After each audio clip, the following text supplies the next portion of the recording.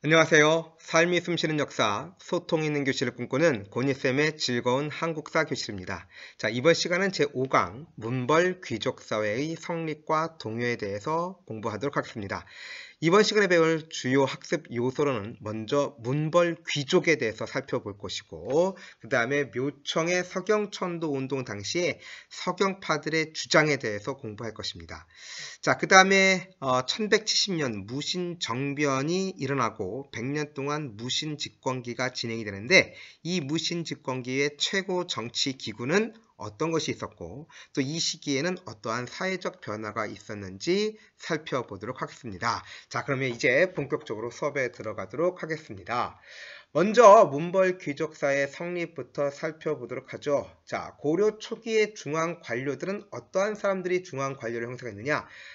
바로 호족 출신들이 당연히 중앙 관료가 되었고요. 또 이들과 결탁한 육두품도 바로 중앙 관료가 되었습니다. 이러한 호족 출신의 중앙 관료와 육두품 출신의 중앙 관료가 대대로 세습적으로 고위 관직을 독차지하면서 이들이 바로 문벌 귀족을 형성을 하게 되죠. 자, 그러면 이러한 문벌 귀족의 특권은 어떠한 특권이 있었는지 살펴보면, 먼저 이들은 정치적으로 음서와 과거제를 통해서 고위 관직을 독차지합니다. 자, 과거제란 어떤 것인지 여러분들 이미 알고 있을 것이고요. 먼저 음서에 대해서 살펴보도록 할게요. 음서란 문무반의 5품 이상 관리의 자제들에게 시험 없이도 관리로 채용할 수 있는 제도가 바로 음서였습니다. 바로 이 문벌 귀족들은 물론 과거도 봤겠지만 과거 시험을 통과하지 못한다 하더라도 음서를 통해서 지속적으로 또 세습적으로 고위 관직을 독차지할 수 있었습니다. 또한 이들은 바로 과전과 과거 제도를 통해서 과전과 공음전을 통해서 고위 대토지를 소유를 하게 되는 것이죠. 과전이란 뭐냐면 관직 복무의 대가로 국가로부터 지급받는 토지입니다. 바로 이 문벌 귀족은 고위 관료였기 때문에 관직 복무의 대가로 국가로부터 과전을 지급받았습니다. 그런데 이 과전은 관직 복무의 대가로 지급받는 것이기 때문에 관직을 떠나면 국가에 반납을 해야 됐어요. 그런데 이 5품 이상의 고위 관료들은 과전 외에도 공음전이란 것을 추가로 받게 되는데, 공음전은 과전과 달리 세습이 가능한 토지였습니다. 따라서 이 문벌 귀족들은 조상 대대로 내려온 자기 자신의 토지 외에도 국가로부터 과전을 지급받고, 게다가 세습이 가능한 공음전을 지급받았기 때문에 대규모의 토지를 소유할 수 있게 되었죠. 또 이들은 그들이 누리고 있는 이런 특권을 배타적으로 독점하기 위해서 자신들끼리만 혼인관계를 맺는 그러한 폐쇄적 통혼관계를 맺었습니다. 그래서 이들이 고려사회의 모든 특권을 독차지하려고 했죠. 따라서 이러한 현상들은 지방 출신의 주로 과거를 통해서 관료로 진출했던 지방 출신의 신진 관료들과 대립할 수밖에 없는 그러한 현상들이 나올 수밖에 없게 되었습니다. 자, 그러면 이런 문벌 귀족 중에 가장 대표적인 가문은 어떤 가문이 있었느냐? 바로 인주 이씨가 바로 경원 이씨라고 하는데, 이들이 바로 대표적인 문벌 귀족 가문이었습니다. 이자연이라는 사람이 자신의 세 딸을 문종비로 드렸고요. 이 문종 외에도 순종, 그 다음에 선종, 그 다음에 예종, 그 다음에 인종의 비들이 모두 인주 이씨 가문의 딸이었습니다. 특히 이자겸이라는 사람 많이 들어보셨죠? 이자겸이라는 사람은 자신의 둘째 딸을 예종비로 만들어서 권력을 차지하게 되었고요. 또 이 권력을 유지하기 위해서 이자겸의 둘째 딸 문경태우와 예종 사이에 태어난 인종, 바로 자신의 외손자가 되겠습니다. 인종이 왕이 되었을 때 자신의 셋째 딸과 넷째 딸을 인종의 비로 만들어 버리게 되죠. 그러면 여러분 어떻게 되겠어요? 바로 인종은 자신의 이모들과 결혼을 하게 된 것이죠. 그렇게 해서 이자겸은 예종과 인종 때를 거쳐서 계속적으로 막강한 권력을 차지를 하게 되는 것이고, 나이 어린 인종은 나이 어릴 때 14살 때 왕이 되었기 때문에 맨 처음에는 잘 몰랐지만 점차 성장해 가면서 자신의 할아버지의 이런 권력 전횡이라고 하죠. 권력 독점과 그로 인한 수많은 부정부패로 인해서 자신의 외할아버지이지만 이 이자겸을 제거하려고 했습니다. 이러한 사정을 눈치챈 신진 관료들, 이들이 바로 인종의 핵심적인 측근 세력이 되면서 바로 인종과 측근 세력들이 이자겸을 제거하려고 모의를 하게 되었습니다. 그런데 이 사실을 눈치챈 이자겸, 근데 특히 이 이자겸은 척준경이라는 사람, 바로 당시 고려 최고의 무장이었는데 척준경과 사돈지간이었습니다. 따라서 그 인종과 그의 측근 세력이 이자겸을 제거하려는 사실을 눈치챘을 때 이자겸과 척준경이 오히려 궁궐을 공격을 하면서 또 궁궐을 불태우고 인종을 위협하면서 이자겸의 난이 일어나게 된 것입니다. 자, 이런 이자겸의 난으로 궁궐은 불타게 되는 것이고 인종은 이자겸 집에서 거의 포로와 다를 바 없는 그런 생활을 하게 됩니다. 그 과정 속에 그 이후에 이자겸의 권력 독점은 더욱더 심해지게 되었습니다. 그런데 이자겸과 척준경 사이가 벌어진 틈을 타서 바로 척준경을 이용을 해서 이자겸을 제거하는 데 성공을 하게 되죠.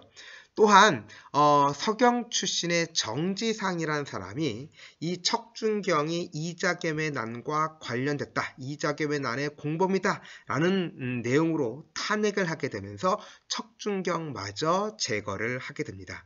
이에 따라서 정지상이 이제 인종의 눈에 띄게 되는 것이고, 이 정지상은 같은 서경 출신의 묘청을 추천을 하게 되면서 이제 서경 세력의 그 세력이 세지게 되는, 강해지는 그런 결과를 가져오게 되었고, 이제 기존 개경 출신 세력들과 이제 대립을 하게 되었습니다. 우리 개경 출신 사람, 관료의 대표적인 사람은 누구냐? 바로 삼국사기의 저자로 유명한 김부식이 있죠. 그래서 김부식을 중심으로 한 개경 세력과 묘청, 정지상을 중심으로 한 서경 세력이 충돌을 하게 되는 겁니다. 자, 이들 묘청과 정지상을 비롯한 서경 세력들은 어떤 주장을 하느냐? 바로 서경천도를 주장하게 됩니다. 이들은 바로 풍수지리설을 근거로 서경천도를 주장하게 되는데, 개경은 이제 땅의 기운이 다 됐기 때문에 바로 이자겸의 난과 같은 그런 일들이 벌어지게 된 것이다. 서경은 지력이 강하고 왕기가 서린 곳이기 때문에 명당 자리로서 서경으로 천도하게 되면 국가가 매우 발전하게 될 것이다, 이렇게 주장하게 되고, 주변에 금나라를 비롯한 36개의 나라들이 이제 고개를 조아리면서 고려에 귀부를 하게 될 것이다, 항복을 하게 될 것이다, 이렇게 주장을 하게 되는 겁니다. 자, 그래서 이런 서경 천도를 주장하게 되고, 아울러서 금나라를 정벌을 하고 그 다음에 황제를 칭하고 독자적인 연호를 연호를 사용할 것을 주장하게 된 것입니다. 바로 이들 서경파의 주장 세 가지 기억해야 되겠죠? 서경천도, 금국정벌, 칭제권원, 이 세 가지 기억하도록 합시다. 자, 이러한 서경파의 주장에 인종도 동조를 하게 되어서 서경으로 천도하기 위해서 서경에서 이제 궁궐 공사가 진행되고 있었는데요. 예, 그 사이에 이제 김부식을 중심으로 한 개경 세력들은 끊임없이 서경천도를 반대를 하게 되었습니다. 그런데 이 서경의 궁궐 공사가 잘 진행되지 않게 되었어요. 벼락을 치고 그로 인해서 화재도 빈번하게 일어나게 되면서 인종의 마음도 흔들리게 되고, 결국 인종은 서경천도를 포기를 하게 됩니다. 자, 그래서 이 그 묘총이 주정했던 서경천도가 좌절되니까 묘총은 국호를 대위, 연호를 천개, 그리고 자신의 군사를 천견충의군이다 라고 일컬으면서 서경에서 난을 일으키게 됩니다. 그러나 이런 묘청의 난은 김부식이 이끄는 관군에 의해서 1년 만에 진압되면서 결국 묘청의 서경천도운동은 실패로 돌아가게 됐습니다. 그러나 이러한 이적의 난과 묘청의 서경천도운동은 기존의 문벌 귀족사회를 뿌리부터 흔들게 되는 그런 계기가 되었다는 것도 알아두셔야 되겠습니다. 자, 한편 이러한 문벌 귀족사가 완전히 붕괴된 건 바로 1170년에 일어났던 무신정변 때문이었습니다. 자, 그럼 무신정변은 왜 일어나게 되었을까요? 고려는 건국 초기부터 숭문, 천무 정책을 내세웠습니다. 즉, 문을 숭상을 하고 무를 천대한다는 개념이겠죠. 그래서 문신들이 우대받은 반면 무신들은 천대를 받았습니다. 똑같은 품계라 할지라도 무신들은 더 적은 토지를 지급받게 되었고 고려사회는 문벌사회라고 했잖아. 개인의 성공과 출세가 바로 가문에 의해서 결정이 돼요. 그러니까 문벌 귀족들이 대부분 다 문신이고요. 그럼 무신들은 가문이 좋지 않았습니다. 좀 한미한, 미천한 가문 출신이 많았죠. 따라서 문신들은 무신들을 천대를 하게 되었고요. 그랬기 때문에 무신들은 아무리 승진을 해도 오를 수 있는 최고 관직은 정삼품의 상장군까지만 오를 수 있었고 1품과 2품까지 승진이 불가능했습니다. 또 이러한 문벌사회다 보니까 무신들은 제대로 된 대우도 받지 못하고 항상 왕과 문신들을 호위하는 그러한 천한 일만 담당했기 때문에 바로 무신들의 불만은 극에 이르렀습니다. 그런데 1170년 의종 때 의종이 보현원이라는 곳으로 행차를 갔을 때 이것을 기회로 무신들이 정중부, 이의방 같은 무신들이 이제 정변을 일으켰고 문신들을 제거하면서 이제 무신들이 권력을 차지하게 되었죠. 초창기에 권력을 잡은 사람은 이의방이었지만 이 이의방을 제거하고 정중부가 권력을 차지하게 됩니다. 그런데 이 정중부를 경대승이라는 사람이 죽이고 권력을 독차지하게 되었고 경대승은 그러나 권력을 오래 유지하지 못하고 병으로 일찍 죽게 됩니다. 그리고 그 후에는 이의민이라는 사람이 이제 최고 권력을 차지를 하게 됩니다. 그런데 이 이의민이라는 사람은 자신의 어머니가 바로 절의 종이었어요. 따라서 이의민은 바로 천민 출신이었습니다. 그러니까 천민 출신인데 바로 고려의 최고 권력자가 된 것이죠. 그런데 이 이의민도 이제 유명한 최충원에 의해서 제거가 되고 이 최충원, 최후, 최항, 최의에 이르는 4대 60년 동안 바로 최씨 정권이 유지가 되죠.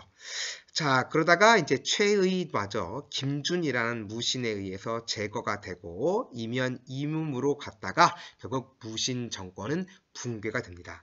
자, 그러면 이런 무신 정권기의 최고 정치기구는 어떤 것이 있었느냐? 바로 정중부, 경대승, 이의민 이때까지의 최고 정치기구는 바로 중방이었습니다. 중방은 뭐냐면 그 전부터 있었던 무신들이 모인 회의기구였는데 따라서 이 무신들이 모든 권력을 차지하고 나라를 이끌어가니까 이 초기 무신 집권기의 최고 정치기구는 바로 중방이었다라고 보면 되겠고요. 자, 이 정권을 장악한 최충헌은 이제 이 최씨 정권기에는 바로 교정도감이라는 것을 두어서 무신 집권기 최고 정치기구가 바로 교정도감이 되는 것이고요. 한편 최후 때는 기존의 교정도감 외에 정방이라는 것을 두어서 관리의 임사권까지 차지하게 됩니다. 자, 그러니까 정방이라는 것은 뭐냐면 교정도감은 최씨 정권기의 최고 정치기구, 정방은 관리의 인사를 담당하는 기구였다라고 보시면 되겠어요. 자, 정리하도록 하겠습니다. 그러면 다시 무신 집권기 초기에 최고 정치기구는 뭐였다? 바로 중방이었다라는 것이고, 최씨 정권기의 최고 정치기구는 교정도감, 그리고 최후 때 설치된 관리의 인사권을 장악하는 기구 바로 정방입니다. 자, 여기 인사권, 제가 분명히 이 인사하는 거, say hello 이거 아니라고 했습니다. 바로 관리의 승진, 전보, 어떤 파면이나 해임 이런 것들을 담당하는 것을 인사라고 얘기를 했습니다. 기억해 두시고요. 한편 최씨 정권은 자신의 권력을 유지하기 위한 개인적으로 병사를 거느린 사병 집단을 거느렸는데 대표적으로 도방과 삼별초가 최씨 정권의 사병 집단이었다라는 것도 추가로 알아두시면 되겠습니다.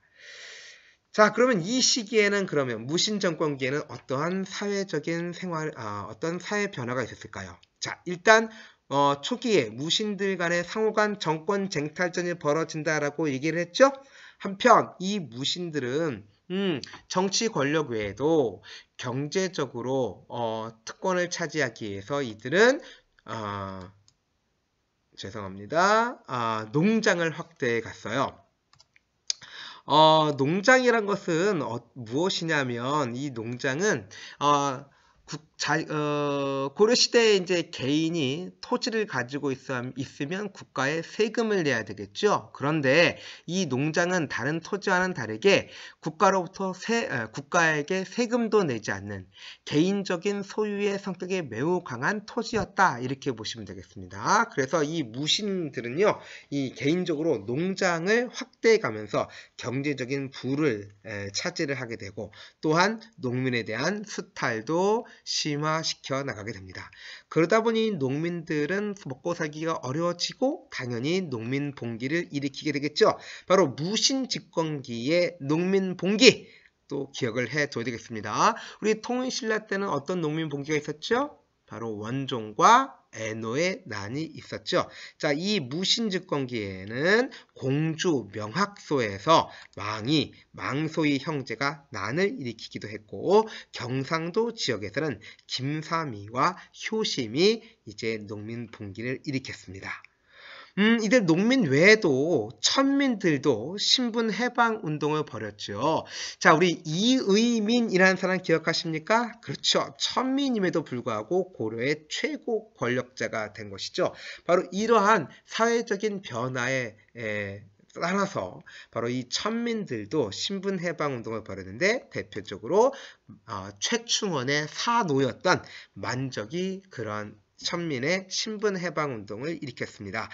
자, 만적은 개경에 많은 노비들을 불러 모아놓고 근래 많은 고위 관료들이 우리 같은 천한 출신에서 나왔다라고 연설을 하죠. 누구를 지칭하는 걸까요? 바로 이의민을 지칭하는 것이겠죠. 따라서 이 만적은요, 왕후 장상의 씨가 따로 있느냐? 바로 왕과 왕비, 그 다음에 장군과 재상 이러한 씨가 따로 있느냐? 우리 모두 상전을 죽이고 그렇게 되면 우리도 바로 이런 왕후 장상이 될 수 있다. 이렇게 선동을 하고 일단 해산을 했는데 바로 이때 참가한 사람들 중에 일부 노비가 이것을 자기 주인에게 알리게 되면서 결국 만적의 난은 발각이 되어서 실패로 들어가게 되었습니다. 자, 아무튼 이렇게 해서 우리 무신 집권기의 최고 정치기구와 또 사회 변화까지 살펴봤습니다. 자, 다음 시간에는 우리 고려의 대외관계와 원간섭기의 사회적 변화를 공부하도록 하겠습니다. 수고하셨습니다.